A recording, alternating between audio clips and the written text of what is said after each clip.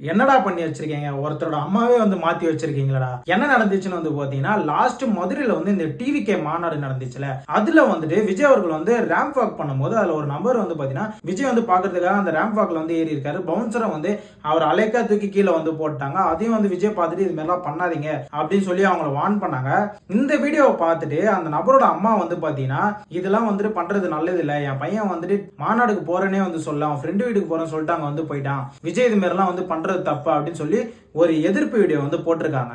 ஆனா இதுல வந்து ஒரு ட்விஸ்ட் என்னன்னு வந்து பாத்தீங்கன்னா, அந்த நபரோட அம்மாவே அவங்க கிடையாது. அந்த நபரே வந்து பாத்தீங்கன்னா வீடியோ வந்து போட்டிருக்காரு. எங்க எனக்கே வந்து தெரியாம வந்து எடுத்து வச்சிருக்காங்க. இவங்க வந்து எங்க அம்மாவே கிடையாதுங்க. எங்க அம்மா வந்து போட்டோ வந்து கீழே என் ஐடியில வந்து போஸ்ட் பண்ணிருக்கேன் பாருங்க. இது மாதிரிலாம் வந்து பொய்யா பரப்பாதீங்க.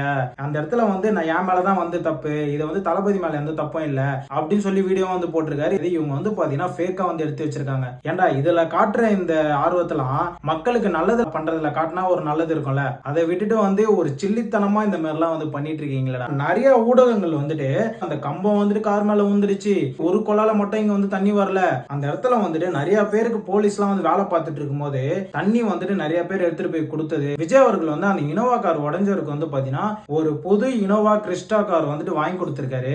இதெல்லாம் வந்துட்டு சொல்ல மாட்டாங்க. ஆனா அந்த இடத்துல ஒரு நெகட்டிவ் ஒரு விஷயம் நடந்தா அதை வந்து பாத்தீங்கன்னா அன்னைக்கு ஃபுல்லா போட்டு அடிக்கிறது, ஒரு சின்ன விஷயம் நடந்தா அதை வந்துட்டு அப்படியே கொளுத்தி விட்டு இது பண்றது. ஆனா அதுல ஒரு நல்ல விஷயம் நடந்தா அதை வந்துட்டு போட்டு காட்டவே மாட்டானுங்க.